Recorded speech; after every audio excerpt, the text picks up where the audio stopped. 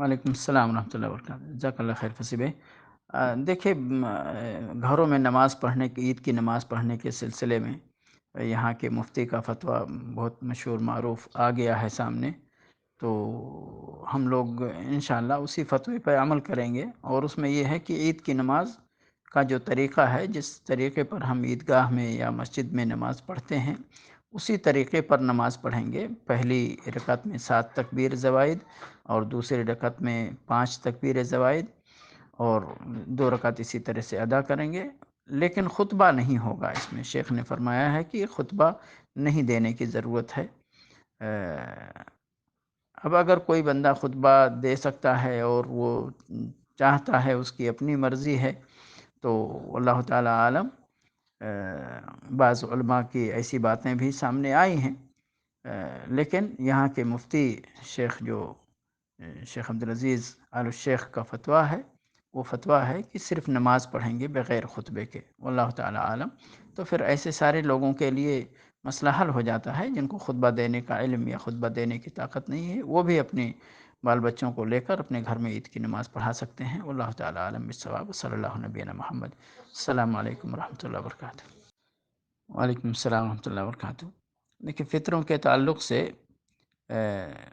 جیسا کہ اللہ کے نبی صلی اللہ علیہ وسلم کی حدیث میں وارد ہے کہ بندہ جس جگہ ہے وہاں کے لوگوں کا جو عام کھانا ہے، اس کھانے سے فطرہ ادا کر سکتا ہے۔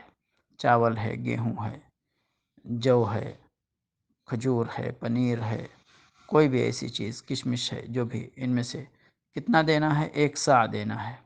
اب 1 صاع کا وزن سب سے زیادہ جو پیمانہ کلو گرام میں جو بتایا گیا ہے، وہ 3.25 کلو سے کم ہی ہے۔ تو 3.25 کلو کوئی دینا چاہتا ہے، 3 کلو، تو رکاوٹ نہیں ہے انشاءاللہ۔ اللہ کی راہ میں زیادہ خرچ کرنے میں کوئی حرج نہیں، لیکن جو ہے کم کی 2.5 کلو سے 3.25 کلو کی بات کی گئی ہے۔ رہی بات پیسہ دینے کی، تو پیسہ دینے کا ثبوت حدیث میں نہیں ملتا ہے۔ نبی صلی اللہ علیہ وسلم کی سنت میں جتنے بھی الفاظ آئے ہیں، سب غلے کے سلسلے میں، کھانے کے سلسلے میں آئے ہیں۔ اس لیے کوشش کرنی چاہیے کہ مستحق زکوٰۃ، جس کو آپ اصل جو کنزیومر ہے اس زکوٰۃ کا، اس تک پیسے کی شکل میں زکوٰۃ نہ پہنچے، فطرانہ کھانے پینے کی چیزوں کی شکل میں ہی اس کو پہنچے، تو یہی شرعاً مطلوب ہے۔ اب اگر کوئی بندہ اس طرح ادا کرنے سے عاجز ہو جائے، یعنی اس کی طاقت سے باہر ہو معاملہ، تو پھر اللہ رب العالمین کی رحمت ہے، پھر وہ پیسہ ادا کرے۔ اللہ سے امید ہے کہ اللہ قبول فرمائے گا، کیونکہ اللہ نے فرمایا اتقوا اللہ ما استطعتم، اللہ سے اتنا ڈرو جتنا تمہارے پاس ڈرنے کی طاقت ہو۔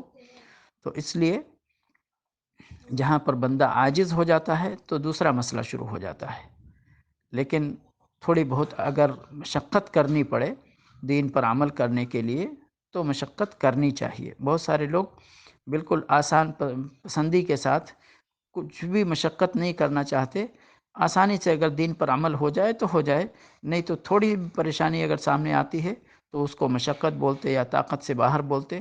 دراصل آپ کی طاقت کتنی ہے، آپ کے اللہ کو آپ سے زیادہ معلوم ہے۔ تو اس لیے اللہ کی نگرانی کا احساس کرتے ہوئے آپ اپنی بھرپور کوشش کیجئے دین پر کما حق عمل کرنے کی، اور اس کے بعد اگر آپ واقعی غیر مستطیع ہیں، غیر قادر ہیں، عاجز ہو جاتے ہیں، تو پھر اللہ رب العالمین کی رحمت وسیع ہے۔ اللہ تعالی عالم بالصواب، صلی اللہ نبینا محمد۔ السلام علیکم ورحمۃ اللہ وبرکاتہ۔